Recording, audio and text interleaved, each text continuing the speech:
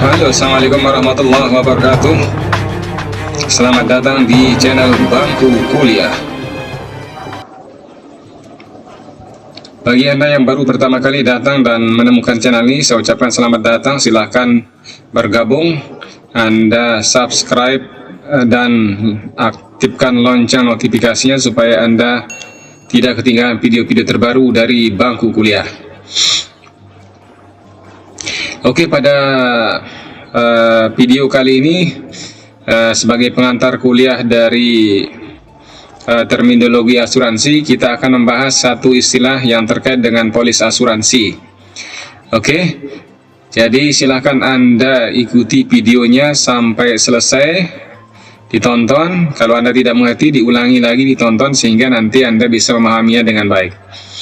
Oke, kita langsung pada materi kita kali ini, yaitu tentang polis asuransi. Di awal kita sudah bicarakan sebelumnya bahwa salah satu unsur atau elemen dalam asuransi yaitu adanya polis. Oke, apa itu polis dan apa aja masalah-masalah atau istilah-istilah yang terkait di dalamnya, kita akan elaborasi lebih dalam pada kuliah kali ini. Oke, kita lihat sekarang kaitan dengan polis ya.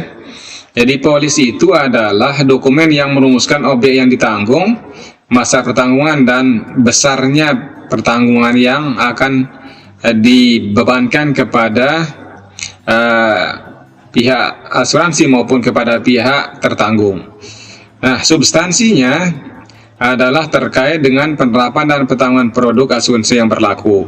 Artinya kalau produknya itu kaitan dengan asuransi jiwa, artinya polisnya kaitan dengan asuransi jiwa atau kematian, maka pertanggungan itu kemudian nanti akan dikaitkan dengan besarnya pertanggungan ya. Kemudian bentuknya sekarang polis itu sudah mulai berarah atau sudah mulai berubah paradigma dari menggunakan bis paper atau kertas, menggunakan sistem digital. Jadi proses digitalisasi itu sudah mulai diarahkan, tapi untuk sementara dua-duanya itu masih bisa diberlakukan. Nah itu ya. Nah, kalau kita melihat dari sisi hukum seperti ini, di situ dikatakan bahwa polis asuransi itu adalah kontrak perjanjian kerjasama yang tertulis dan memiliki kekuatan hukum antara perusahaan asuransi dan pemegang polis. Jadi intinya ketika polis ini sudah disepakati dan ditandatangan, maka kedua belah pihak ini kemudian, atau sering disebut para pihak dalam bahasa hukumnya, dia sudah terikat dengan konsekuensi perjanjian yang ada di situ. Jika tertanggung mengalami resiko, maka pihak perusahaan harus membayar klaim yang dilakukan oleh pihak tertanggung kepada ahli warisnya. Atau sebaliknya, kalau tidak ada, maka nanti nilai investasi yang ada pada asuransi itu akan dikembalikan kepada pihak tertanggung. Oke, sekilas kita akan lihat ini jenis polis ya. Ada sekitar 12 jenis polis asuransi. Saya tidak akan membahasnya lebih dalam, nanti mungkin pada kuliah khusus tentang manajemen asuransi Anda akan dapatkan ini ya. Yang pertama itu ada polis asuransi jiwa, kemudian asuransi kesehatan. Ini yang sudah lazim yang kita bisa dapatkan sekarang ya.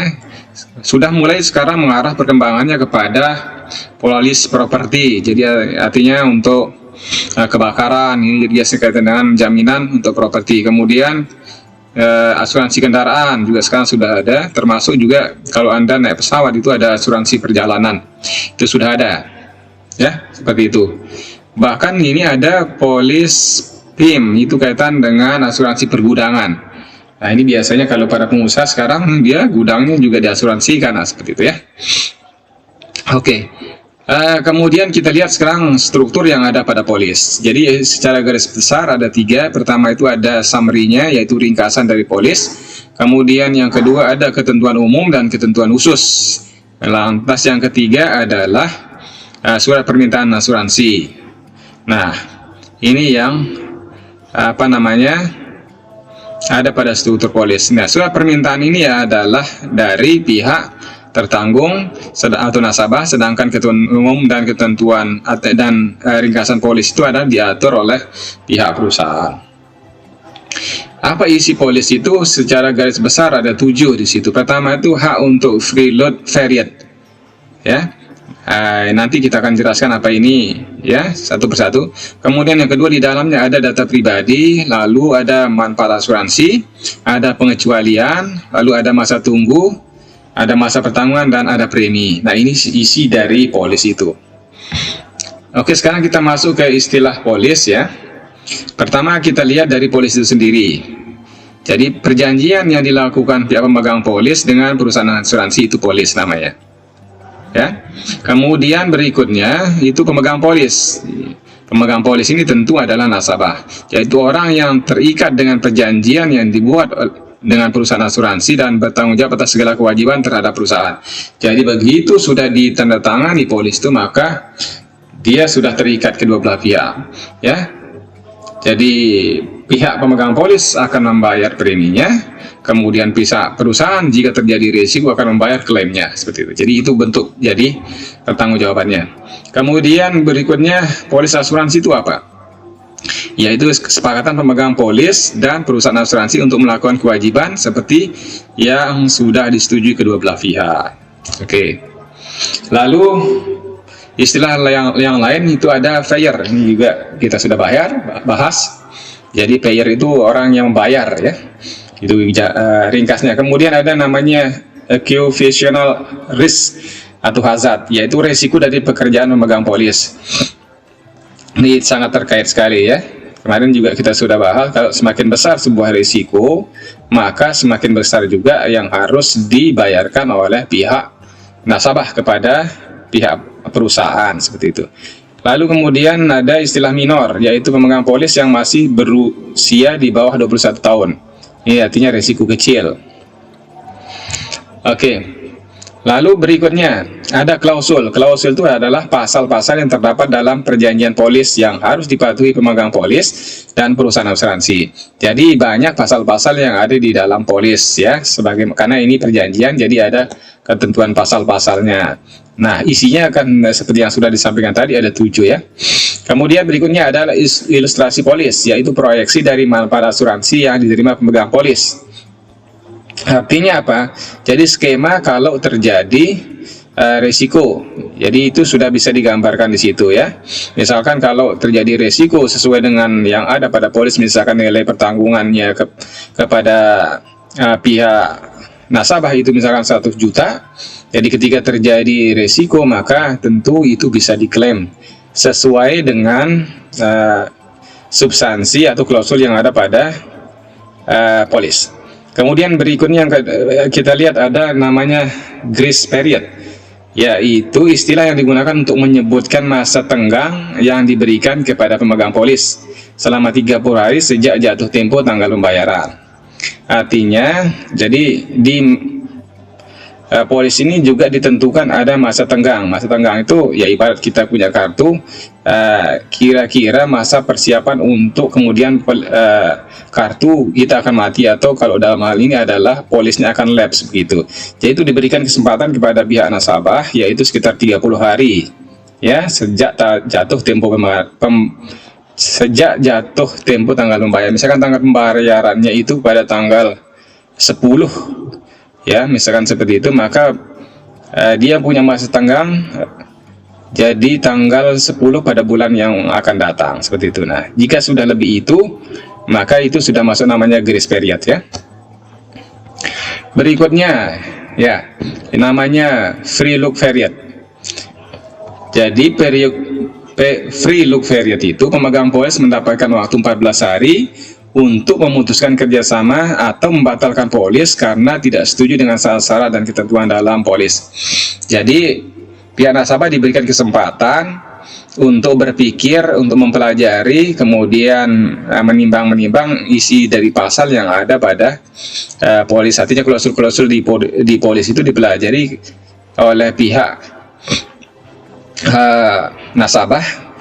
Setelah dia merasa misalkan oke dengan apa yang ada di situ di pasal-pasal klausul yang ada, maka berarti itu sudah oke. Atau sebaliknya dia tidak setuju gitu ya. Nah, ini masuk namanya free look variant. Berikut ada contestable variant, yaitu waktu yang diberikan kepada penanggung untuk membatalkan polis. Nah, jadi kalau pihak nasabah setelah dia melakukan free look variant kemudian tidak mau, maka dia bisa membatalkannya. Nah, itu yang disebut dengan contestable variant. Berikutnya ada istilah cash value, artinya uang cash. Kalau ini total uang yang diberikan perusahaan asuransi pada pemegang polis atau nilai tunai. Jadi kalau ini akan diberikan jika terjadi risiko pada seorang nasabah, ya seperti itu, sehingga nanti dia diberikan nilai tunai yang disebut dengan cash value. Berikutnya ada yang disebut juga dengan istilah biaya akuisisi. Jadi biaya yang dikeluarkan saat penerbitan polis. Jadi ketika sudah ditandatangan polis itu kemudian diterbitkan, maka ada biaya akuisisinya, ya, yaitu disebut dengan biaya penerbitan polis. Kemudian ada istilah batas potong, yaitu biaya yang harus dikeluarkan pemegang polis untuk menutupi kekurangan biaya yang dibayarkan perusahaan asuransi kepada rumah sakit. Jadi kalau dalam kasus ini misalkan pasien itu punya di polisnya pertanggungannya misalkan 25 juta, kemudian ternyata dia di rumah sakit harus bayar 50 juta, maka dia hanya diberikan uang pertanggungan oleh pihak perusahaan, yaitu hanya sebesar 25 juta, dan sisanya 25 juta itu dibayar lagi oleh nasabah. Itu maksudnya batas potong. Berikutnya yaitu ada automatic frame loan atau AVL, yaitu ketentuan pengambilan otomatis nilai tunai dari polis apabila nasabah belum membayar premi sampai masa tenggang berakhir. Jadi kalau masa tenggangnya sudah mau berakhir 30 hari, kemudian dia belum membayar sebelum dia lapse polisnya, maka pihak perusahaan bisa menggunakan dana sendiri dulu untuk menalanginya. Nah, ini yang disebut dengan automatic premium loan. Ini istilah berikutnya itu assigner. Ini juga sudah kita bahas kemarin, ya. Jadi orang yang melakukan assessment terhadap manfaat asuransi dari pemegang polis kepada orang lain. Kemudian berikutnya ada istilah adjudikasi, yaitu tahapan penyelesaian sengketa untuk mengambil keputusan apakah klaim yang disampaikan pemegang polis harus diterima atau ditolak oleh pihak perusahaan. Jadi kalau terjadi sengketa, nah ini masuk dalam perkecualian, ya, itu pihak perusahaan akan melakukan namanya adjudikasi. Ya, adjudikasi itu kalau intinya adalah ini dibayar atau tidak, itulah namanya adjudifikasi, ya. Kemudian ahli waris. Nah, kalau yang ini jika terjadi risiko misalkan pada asuransi jiwa, pihak tertanggung itu meninggal, maka ahli warisnya kemudian yang akan diberikan cash value yang tadi, ya. Ahli waris itu tidak satu, bisa tergantung dari berapa yang disepakati di polis. Oke. Berikutnya ada namanya explanation benefit atau EOB, yaitu surat dari perusahaan asuransi sebagai tanda penerimaan klaim yang diberikan kepada pemegang polis. Jadi kalau dia sudah dibayarkan, maka dia dikeluarkan kwitansi dan kemudian itu disimpan oleh pihak nasabah, itu namanya explanation of benefit. Kemudian ada jaminan perlindungan, yaitu salah satu jaminan yang diberikan perusahaan asuransi sehingga pemegang polis bisa membeli produk asuransi tambahan dengan atau tanpa proses seleksi. Nah, ini yang salah satu bentuk endowment. Jadi kalau di perusahaan sekarang sering disebut dengan unit link. Unit link itu di samping proteksi juga dia bisa mendapatkan manfaat lain, misalkan investasi atau tabungan, itu disebut dengan unit link. Kemudian ada loan of policy, yaitu apabila pihak pemegang polis meminta pinjaman kepada perusahaan asuransi dalam jumlah tertentu dan disetujui dengan jaminan nilai tunai polis. Nah, ini namanya loan of policy. Lalu ada istilah berikutnya, itu namanya single premium policy, yaitu polis dengan premi sekali bayar, atau polis yang hanya menghendaki sekali pembayaran premi yang dilakukan di muka. Jadi dia nyetor hanya satu kali cash, habis itu tidak akan mengeluarkan lagi per bulan dengan single premium policy. Jadi ini adalah hak dari nasabah. Kalau ini kaitan dengan jenis atau mekanisme pembayaran. Kemudian ada surrender, ini juga sudah sempat kita singgung sebelumnya, yaitu penjualan polis kepada pihak penanggung sebesar nilai tunai yang telah terbentuk pada saat penjualan polis dilakukan. Kemudian ini juga underwriter, gitu ya, orang yang memiliki expert untuk menilai risiko dari pemegang polis. Ya, apakah nanti nasabah ini diokekan atau tidak untuk menjadi nasabah. Lalu ada polis aktif. Ya, polis aktif ini polis yang preminya sudah dibayar tepat waktu dan dibayar sepenuhnya. Ya, ini namanya polis aktif. Jadi polis ini bisa mati, makanya namanya lapse. Nah, kalau dia mau diaktifkan maka kita harus membayarnya. Kemudian ini sudah tadi. Kemudian ada namanya sum assured, yaitu jumlah uang jaminan yang dipertanggungan kepada pihak pemegang polis. Oke. Berikutnya ada istilah uang pertanggungan atau sering disebut dengan UP. Jadi kalau Anda nanti ketemu dengan orang-orang asuransi, biasanya UP-nya berapa? UP itu maksudnya adalah uang pertanggungan. Ya, sejumlah nominal dana yang tercantum pada halaman polis yang akan dibayarkan jika kematian. Jadi ini tentu kepada ahli waris ya. Kemudian ada polis lapse. Jadi polis yang lewat waktu atau yang sudah mau mati, itu namanya polis lapse. Kemudian penanggungan asuransi akibat tidak dibayar premi. Jadi kalau terjadi risiko pada saat polis ini sedang lapse, maka dia tidak bisa dibayarkan atau dia tidak bisa mengklaim biaya perawatan jika dia masuk di rumah sakit karena polisnya lapse.